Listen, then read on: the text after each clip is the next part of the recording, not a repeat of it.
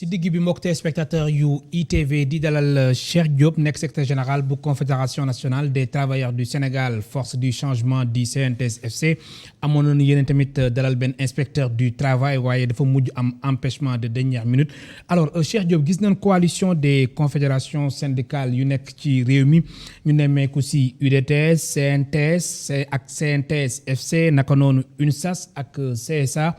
ngeen taxaw tem naqarlu bu baax a baax yéen doxalinu entreprise yi lii yëpp di wane ni crise sanitaire bi am na impact bu doy waar gum amal si secteur yu bëre est-ce que mën nga ñëwaat si tënk si seen déclaration laataa ñuy xuus bu baax si waxtaan bi. Effectivement maa ngi lay nuyu di nuyuwaale sa téléspectateurs yi. di nuyuwaale également liggéeykatu Sénégal yëpp. mbas mi yàlla mu ngi ñuy dimbalee mi ngi wàññeeku. jeexagul gaa war nañu gën a takkaat suñ digg waaye mi ngi wàññeeku ba ñuy waxu relance kon jamonoy relance jooju dafa war a am lu mu àndal dafa war a ànd ak dal ak teg ci liggéeykat yi mais également ci seeni droit ak yu demee noonu loolu nag seetlu wuñu ko seetlu nañ ne bëri na jàppal bàyyil ci secteur yu bëri na violation droit liggéeykat yi ci secteur yu bëri rawatina secteur yi nga xam ne gouvernement bee ko contrôlé mais bëri na également entreprise yu bëri ay jafe-jafe kon impact crise bi li tubaab di wax dafa dynamique pareeguñu ci évaluer ko waaye liñ ci jot a évaluer dafa laaj taxawaay bu mat sëkk. boo gis ngeen ni vraiment mbir mi lépp li nga xamante ni président de la république defoon na ko mooy ordonnance bu mu génne woon ngir chef d'entreprise yi mën ko respecter ak tamit lu mu néew 70% ci wàllum fayooru salaire ñu mën ko respecter loolu jotul am. kon ordonnance bi respecté wuñ ko. ñu bëri respecté wuñ ko wala. waaw loolu am na waaye bala ñuy egsi foofu dama bëgg a fàttali. lu am solo ci taxawaayu monde du travail. oui rawatina liggéeykat yi. ak employeurs yi. dañu taxawaay bu am solo parce que bi mbas mi tàmbalee. chef de l'État dafa oote. ñu rafetlu ko trop parce que plan de résilience bi mu teg dafa woote ñu waxtaane ko ba ñëpp d'accord ci mu teg ko ñu d'accord ci. acte bi mu jëkk a génne jëmale ko ci aar liggéey bi. xëy mi waaye boo seetloo xeexu mbas mi yépp taxawaayu liggéeykat yi. daf ci am solo. rawatina liggéeykatu santé yi ak liggéeykatu jàngalekat yi liggéeykatu école bi. taxaw nañ taxawaay bu mat sëkk ci mbas mi. organisation syndicale yi ak yeneen xeetu liggéeykat yi également taxaw nañ ci parce que làmb nañ seen poos waaye impliqué wu nañ ci combat bi. kon gàcce gàllaama monde du travail rawatina liggéeykat yi. ba pare non seulement làmb nañ seen poos impliqué wu nañ ci campagne de sensibilisation bi ba tey jii sax ñu ngi ci te pareeguñu. waaye dañoo teg revendication yi ci suuf. ci période. mbas mi kon. oui war nañ leen a delloo njukkal. alors si c'est delloo njukkal boobu yéen dafa mel da ngeen am mbetteel ndax dafa am ay liggéeykat yu bëri yi nga xamante ni dañ leen licencier. am na effectivement d'abord am na employeur yu bëri. respecté wuñu ordonnance bi chef de l'État jëloon. encadré chômage technique. mais également encadré dàq bi. parce que dañu tere woon ko dàq ci jamono yooyu. boo waree dem chômage technique. encadré nañ ko 70% yi di ko passé. ci biir période boobu waa Dakar waa Grand Moulin dañuy dàq ay liggéeykat ci biir période boobu. Grand Moulin de Dakar. dafa dàq ay liggéeykat. ak yeneen secteur. waaw mais dogguma la mais ñi dàq ay liggéeykat ñoom justifié nañ ko wala est-ce que tamit du seen entreprise moo nekk ci ay jafe-jafe yi nga xamante ni mënatuñ téye personnel boobu. bu doon loolu la dinañ ko mën a comprendre. kon loolu amul. déedéet. ah bon amul déedéet ay licenciement abusif moo am. daanaka lu ëpp ci li ñuy tawat ñun liggéeykat yi. xeetu saax-saaxee droit wu liggéeykat la. boo seetloo Dakar Grand Moulin de Dakar ñañ fa dàq ci biir période bi niñ leen dàqee rafetlu wuñu ko. boo seetloo agence de presse sénégalaise. APS. APS dàq nañ fa ñaari soxna yoo xam ne ay chef de service lañ di ay cadre nañ leen dàqe rafetluñ ko ci jamono yi ñu leen dàqe aussi rafetlu. kon ñu leen dàqe woon teguwul ci yoon. teguwul ci yoon parce que ñu ngi ci tribunal bi ba tey.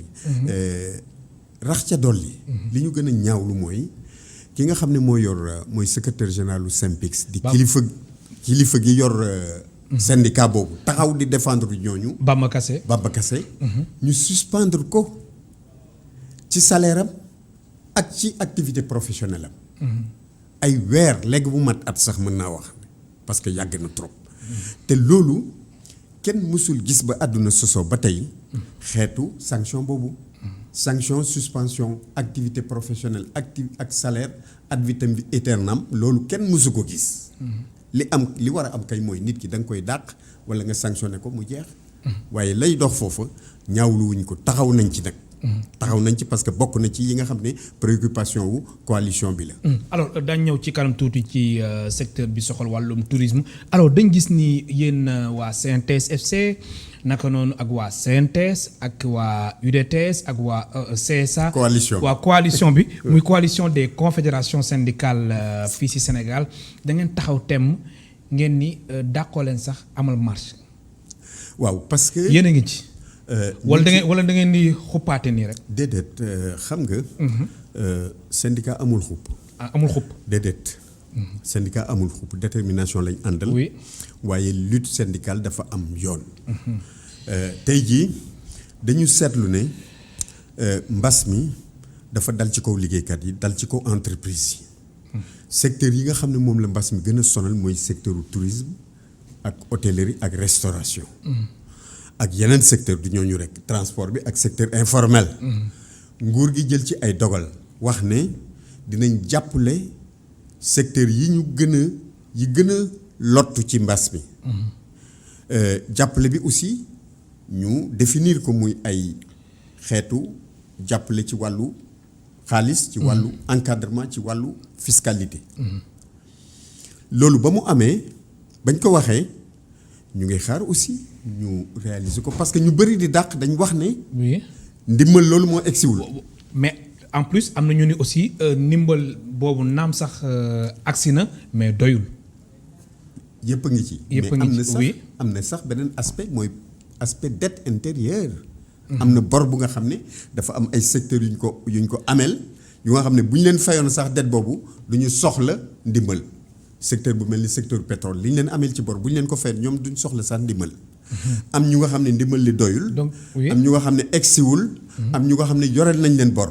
alors kon loolu yëpp. dafa laaj. oui ñu daje ak kilifa yi féete ci côté boobu parce que coalition bi prévoir na loolu. ah bon bala ngay dem grève wala ngay dem marche. da ngay dem ci fi nga war a dem donc prévoir nañ effectivement. daje ak kilifa yi yor. njaatige yi yor secteur yooyu. muy finance. travail di tourisme ak ki yore koom-koomu réew mi. oui alors secteur pétrole ñu si yëngu nga ni bor bu leen nguur gi yoleer suñ lañ ko joxoon boog soxlawu sax ñuy am ndimbal xayma ngeen bor bi. bor bi xayma nañ ko waaye bor la bu nga xam ne. ñaata la boo ko xaymaa tey. oui maanaam boo ko xaymaa tey bu subaa mun na yokk waaye biñ ko mujjee gëstu. oui det yëpp ci biir secteur u pétrole kese. oui toll na ci war na soriwul 200 milliards. 200 milliards. waaw soriwul ñaari téeméeri milliards. soriwul suñu xaalis. soriwu ko. soriwu ko. boo jëlee bor bi lépp. mais loolu bari na de dafa bari. bari na waaye it xam nga loolu bor bu toll noonu aussi duñ ne nañ ko fay tey. oui waaye buñ ci defoon ay effort tamit dinañ ko rafetlu trop. mu nekk lu am solo ma fàttali ñu ngi dalal tey Cheikh Diop nekk secrétaire général bu CNTS FC alors ci wàllum tourisme gis nañ secteur gu nga xamante ni dafa ëmb lu bari muy wàllum hôtellerie agence de voyage yi ak wàllum restauration ngeen ni ci xayma lu ëpp 20 000 travailleurs suñ deful nànk mën na ñàkk seen liggéey loolu ci lan ngeen ko teg Cheikh Diop. liggéeykatu employeur njaatige yi ñëw seet si syndicat yi. oui wax ak ñoom ci seeni jafe-jafe. ak li nga xam ne buñ ko defut ñoom dutuñ mën a téye employé. moo tax ñu xayma ne bu fekkee taxawuñu secteur boobu mën nañu perte effectivement nombre d'emplois yooyu ngay wax yu toll ci 20 000 emplois wala lu ko ëpp sax. ba tax na am nañ yaakaar ne secteur boobu dinañ ko bàyyi xel bu baax a baax a baax. balay emploi yooyu. mais ndimbal bi dugg na ci secteur boobu. ndimbal bi biñ ci kay secteur boobu. oui secteur boobu ndimbal bi bokk na ci li ñuy gëstu pour xam. oui pour xam nan la fa demee ak lan moo des. alors ak xayma aussi lan lañ soxla ñoom. mais alors ñoom lan la leen tontu dafa doyul. dafa doyul. doyul mais également yéen loolu yéen a leen. jàpp ngeen ni loolu moo tax ñoom ñu ni suñu deful naag lu ëpp 20 000 travailleurs mën na ñàkk seen liggéey. xam nga mbir mi dafa nekk lu ñu war a càmbar bu baax a baax boo gisee. ñu ne très la bien dinañu seeti ministre des finances. oui et du budget. ak ministre du travail. seeti ministre du travail mais seeti ministre de l'économie. oui pour xam ndax ñii dañoo war a taafentaloo jafe-jafe yi. pour dàq ay liggéeykat. wala ndax mbir mi réellement jafe-jafe yaa ngi fi gëm nañ ne jafe-jafe am na waaye jafe-jafe yu war a tax bañ dàq 20 000 emplois est-ce que mi ngi fi. seen xel def si tey syndicat daf koy gëstu. te yéen seen xel def si tey. seen xel def si tey syndicaliste kenn du ko sóob noonu rek ci mbir dañuy càmbar affaire bi ñooñu ñëpp dinañ leen seeti pour xam. dinañ leen seeti parce que taxawaayu coalition bi tey. mooy impact bi nga xam ne mbas mi am na ko ci xëy mi. ci emploi yi ci liggéeykat yi ci entreprise yi waaye it jàppal bàyyi li nga xam ne am na parce que Abass Ndao aussi. hôpital Abass Ndao. hôpital Abass Ndao ñu nga fa ak ay jafe-jafe yu nga xam ne directeur bi dugg na ci lu warul woon a dugg ci mbiru syndicat ci représentation syndicat yi ci conseil d'administration bi ak yeneen ak yeneen. mais fu mel ni CGO. oui CGO. oui ci biir mbas mi dàq nañ ay liggéeykat yu dul jeex usine Karo bi. dàq na ay liggéeykat yu dul jeex ak feneen donc jàpp nañu ne. loolu yëpp ñun coalition bi dañ koy teg ci table bi pour ñu waxtaanee ko. mais lu concerné wàllum hôpital Abass Ndao directeur bi moom dafa ni mbir mi benn liggéeykat la soxal te lu ko indi mooy liggéeykat bi dafa doon delloo waa ville de Dakar ñi nga xamante ni ñoom ñoo ko joxoon waa Abass Ndao. xam nga bu fekkee mu ni mbir mi benn nit la soxal. xam nga bu fekkee déet xam nga. syndicat. suñu valeur cardinale bi jiitu solidarité la mënul nekk benn nit syndicat bi yëpp la soxal ak mouvement syndical yëpp déedéet duñ ko jàppe noonu ñun mënuñu ko jàppe noonu gis nga la xew Abass Ndao du benn nit de coalition bi ak liggéeykatu Sénégal yëpp la soxal nañ ko régler parce que mais directeur bi de benn nit la wax xam nga waaw loolu la wax waaw loolu la wax mais ñun waxuñu loolu dama la bëgg a woon oui dama la bëgg a leeral leen travailleur nit ki bu fekkente ne dañ jàpp ne dañ ko war a tànn pour mu représenter liggéeykat yi ci conseil d'administration bi oui kooku neexu la nga ne da nga koy delloo ville de Dakar parce que liggéeykat yi tànn nañ ko ba pare pour mu war leen toogal exemple bu may joxe loolu nga foog ne dañ ko nangu lu ñu mën a nangu la déedéet bu fekkoon da nga ko delloo woon ville de Dakar lu jiitu liggéeykat yi désigné ko pour mu représenter leen mun nañ ko kon loolu moo indi coow li waaye loolu ak yeneen dañu bëgg mu génn loxoom ci wàllum gestion mu génn loxoom la bokk ci mu génn loxoom ci activité syndicale yi nga xam ne ñu ngi koy mënee ci Abass Ndao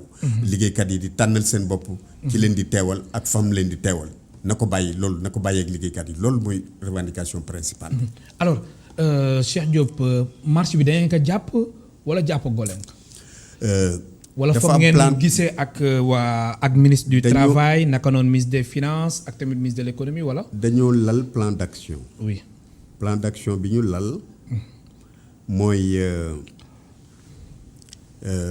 dañu génne déclaration. déclaration bi ñu wax ci li nga xam ne noonu la liggéey xëy mi ak jafe-jafe yi tëddee. war a def conférence de presse. pour dëggal ko war a daje ak ay kilifa. pour gën a conforter suñu information gën a conforter fi ñu jëm. la xew APS ak yu mel noonu dàquñu sax daje ak chef de l'État pour wax ak moom parce que mënuñu comprendre. chef de l'État entériné plan de relance économie bu Sénégal. ba pare ñun ñëpp ñu war a sóobu ci plan de relance boobu. am ay liggéeykat yu bëri yu ñuy gundu xatal te mu féete ci bi administration bu fekkoon privé la ñu mën a comprendre mais yëngu-yëngu yi féete ci administration chef de l'État dafa am responsabilité pour régler ko ay jëwriñam surtout. bu ñu dajeeg jëwriñ yi dinañ ci waxtaan bu fekkee jëwriñ yi mënuñ ko régler nañ dem ci chef de l'État parce que li xew APS dañ koy régler ci kàttanu yàlla soobu woon nañ ci régler ko ñun. oui coalition bi dafa demoon ne nañ dem def médiation. ci biir médiation bi directeur bi dem na ba la nga xam ne noonu lañ ko bëggoon a régler muy amiable waxtaan ba juboo ñu ànd ci régler ko mbir mi jeex mbirum tribunal bi jàppal bàyyil bi jeex. ñu dellu siwaat ci jàmm ca biir ca biir APS loolu directeur bi dañu dem ba ci biir mu xañ ñu taxawaay boobu ñu waroon taxaw fu nga xam ne médiation boobu mënul continuer comme médiation buggul médiation war nañu ci jàppante ndomboy baat. alors Cheikh Diop leneen lu soxal coalition des confédérations syndicales bokk na ci situation wu IPRES ndax foofu dafa am lu ñuy wax ay détournement des tickets de restauration ngeen bëgg ni vraiment mbir mi nañ ko saytu ba situer responsabilité bi loolu la. effectivement IPRES la fa xew dañ koy ñaawlu. parce que institution boobu dafa nekk institution bu nga xam ne dafa itteel liggéeykat yépp itteel retraité yi itteel askan wi ak nguur gi parce que nguur gi mi ngi ciy dugal loxoom bu baax a baax di ci jàpp kon bu ñu demee ba construire. institution bu toll noonu muy def li muy def ci réew mi ñu bëgg mu yokk ko. am ñuy jël xaalis bi di ko détourner loolu dañ ko ñaawlu lool. te taxaw ci nag pour ñu càmbar ko ba situer responsabilité yi. ña ñu war a doot teg ay daan ñu teg leen ko. na mu waree oui. donc loolu moom ñu ngi ci ubbi suñu bët di xool. alors beneen aspect bi Cheikh Diop mooy wàllum immigration clandestine ndax da ngeen jàpp ni fan yi mbëkk mi lu tax mu takkarnaase am na si ñi nga xamante ni dañu ñàkk seen liggéey moo tax léegi ñuy jël yoonu gaal gi. loolu lu am la. bokk na ci répercussions yi. bokk na ci effectivement bokk na ci impact bi nga xam ne crise bi am na ko ci kii bi donc boo gisee ñu taxaw. dañoo bëgg parce que revendication ak fonction wu syndicat. day jàppale askan. di jàppale nguur ci boppam. parce que tey jii taxawaay bi ñu taxaw pour que mbas mi ñu wàññi impact bi ci liggéey bi loolu ci conséquences yi la bokk. tey jii xale yu bëri ñàkk nañ si liggéey ci biir secteur informel bi ak ci biir secteur formel bi. ba fi mu nekk ni seen pexe tey mooy mbëkk mi. jël gaal gi dem. loolu tamit lu ñu war a taxaw la ñun ñëpp. pour éviter ko. mais également. mais loolu du solution de. déedéet du solution kay. oui waaye ñoom ñi koy def bu ñu xamoon ne du solution jàmm am mais dañ ko xamul ñoom. kon li ñu war a def mooy yee leen ci loolu mais également jël ay matuwaay. parce que mbëkk mi am na ñu koy réussir dem liggéey fa ñuy jëm. pays d'accueil yooyu ñun syndicat taxaw nañ fa sax taxawaay bu nga xam ne bu ñu ñëwee ñooñu ñu mën leen a teg dans de bonnes conditions. rax ca dolli boo seetloo impactu crise bi également. dem na ba ci ñuy waxu modifier code du travail. loolu it xam nga. waruñu profiter ci situation yi parce que entreprise yi ci jafe-jafe parce que crise am na donc war nañu xoolaat code du travail pour yombal ndax liggéeykat yi yombal sanction yi ba dara du leen ci fekk xam nga loolu aussi ñun syndicat ñu ngi ciy bàyyi xel. ngeen ciy bàyyi xel te doo leen ko seetaan. duñ mukk ci àdduna. alors dëgg la nag. oui am na. lu mbas mi wane lu nga xam ne mënuñu ci gëmm bët. muy télétravail. oui loolu moom mbas mi wane na ko ak yeneen.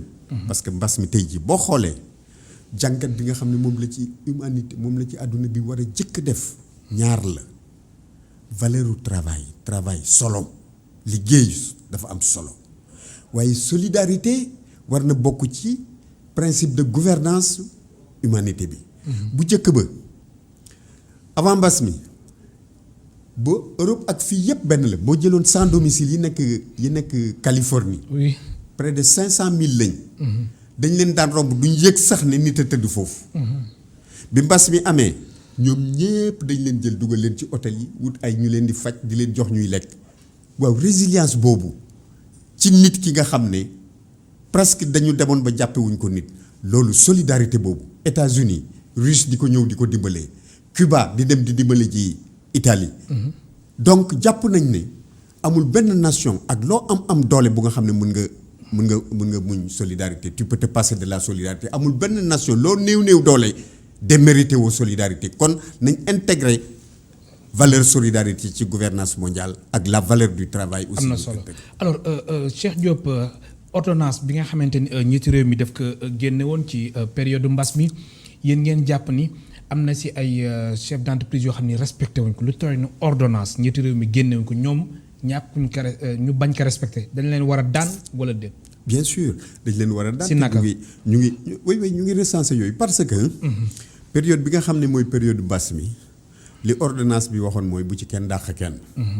ku ci dàq nit ñu ngi xaar délégué du personnel parce que loolu seen liggéey la. délégué du personnel yi bu ñu évaluer nañ ñu répercuter conflit yi nga xam ne yëpp dafa am ci entreprise yi yu nga xam ne dafa jaarul yoon maanaam dafa jàdd yoon ci ordonnance boobu. ñi nga xam ne aussi dañu doon def chômage technique te respecté wuñu ordonnance bi nañ ñu ko xamal ñu recensé ko jàkkaarloog moom. am na nag situation bu nga xam ne il faut que ñu nangu ko. oui am na ñu nga xam ne dañu dem ba mënuñu def chômage technique respecté 70% yi nga xam ne moom la ordonnance bi wax. mais dañu woo seeni délégué waxtaan ak ñoom pour xool naka la ñuy def. comme mënuñu ko te bëgguñu dàq nit ñi te bëgguñu dàq ñëpp nan la ñuy mën a def bu ñu ko nangoontee ak délégué yi loolu moom yoonu syndicat bi nekkatu ci. bu ñu utee aussi yeneen forme yu nga xam ne dafay permettre travail yu organiser waat travail bi ba dàq doo am organiser waat travail bi ba chômage technique doo am loolu ay actes yu ñu posé la ci yenn entreprise yu ñu rafet. mais nangu ngeen ni crise sanitaire bi am na ay conséquences yu doy waar yu mu def dans le monde du travail. loolu lu leer la. oui lu leer la waaye nag dañu bëgg ñu tirer ñun ñëpp leçon yi ci loolu. tirer leçon yi pour ñun mooy lan mooy entreprise waruñu ko jàppeeti comme bien familial wala bien personnel parce que boo seetloo am na entreprise yu nga xam ne lu ma juróom fukki at ñu ngi liggéey di def ay bénéfices bu fekkonte ne dañ ko gérer gestion bu nga xam ne gestion orthodoxe la. doo am ñetti weeru mbas wala nga am juróom benn weeru mbas mënatoo fay waroon nañu gérer fonds yi. placer ko def ay placement yu nga xam ne entreprise bi mun na sànjaafoog ay difficulté lu mat at wala ñaari at wala ñetti at. loolu kon lu ñu war a jàngate ci mbir mi la. alors gis nañ Sénégal waxum gaz waxu pétrole dañ ko fi faral wax rek alors secteur yooyu nag ba tamit ñi ko jiite nekkuñ di dàq ñu ni liggéeyal wala. ñun yàlla def na secteur yooyu. oui dàqaguñu waaye nag. kon secteur yooyu ça va. ñu ngi ci ay ñu ngi ci ay jafe-jafe. ñu ngi ci ay jafe-jafe waaye dialogue social bi ci secteur boobu dafa egg niveau bu nga xam ne. wax dëgg yàlla ñu ngi koy rafetlu. parce que société yu bëri du ma lim. fexe nañu ba non seulement dàq ñu nit ñi. mais même bu ñu leen yóbboo chômage technique dañ leen di fay salaire plein am na ñu def loolu réorganiser liggéey bi ba nga xam ne kenn yëgul ci sa wàllu salaire coono bi. fenn nag la ñu gis ne mi ngi am jafe-jafe parce que dañu ubbi woon ay négociations ci wàllu convention transport hydrocarbures waaye employeurs yi nekk côté boobu ñu ngi traîner bu baax les pieds ñu ngi tafentaloo mbas bi. bu baax a baax oui. kon mbas bi daal prétexte la ba bëgg a nasaxal suñu négociation yi te loolu it mënuñu ko nangu. parce que wax dëgg yàlla. mbas bi prétexte la pour ñenn mbas mi daal prétexte la pour ñu jéem a kii waaye nag. secteur bi li nga xam ne wax dëgg yàlla moom la ñuy jooytu foofu. mooy bor bi. bor bi 200 milliards. war na ko jigee. dama wax ne bor bi c'est dynamique boo ko seetloo nag bor bi. état daf ci am ak démembrement état. démembrement état su ma ko waxee bëgguma joxoon sax société waaye fu mel ni Sénélec ak yooyu. démembrement état la état ak démembrement yi. boo seetee ñoom ñëpp seen i bor ci wàllu péréquation transport ci wàllu remboursement perte commerciale yi. ak ci yeneen da ngay gis ne bor bi soriwul 200 milliards. alors AIBD aussi gis nañ foofu tamit yenn liggéeykat yi dañ leen licencier. oui AIBD la fa xew wax dëgg yàlla. metti na lool. parce que nag secteur mbir mi laal na leen. transport aérien. oui dafa bokk ci secteur yi mbir mi gën a laal. moom ak tourisme. te transport aérien ci pàcc tourisme la waaye mooy pàcc bi gën a sonn ci mbir mi. kon loolu lu ñu comprendre la effort yañ fay def aussi pour jéem a téye nit ñi lu baax la parce que boo seetloo pàcc transport aérien bi nga xam ne pétrole la parce que pétrole dafa am transport aérien mooy ñiy avitailler avion yi. ñooñu wax dëgg yàlla góorgóorlu nañ ba benn dommage amu fa. Cheikh Diop man lay gërëm baax di la sant waxtu bi jeex na. maa ngi leen di gërëm di leen sant di gërëmaale seen auditeurs yi. ok si digg bi doon dalal Cheikh Diop nekk secrétaire général bu CNTS FC mbokk téléspectateurs yi seen bloc d'information la totale jeex na ñu leen di gërëm baax di leen sant di gërëm équipe technique bi di gërëm aussi Omar Kane mi nekkoon si coordination bi jërë ngeen jëf.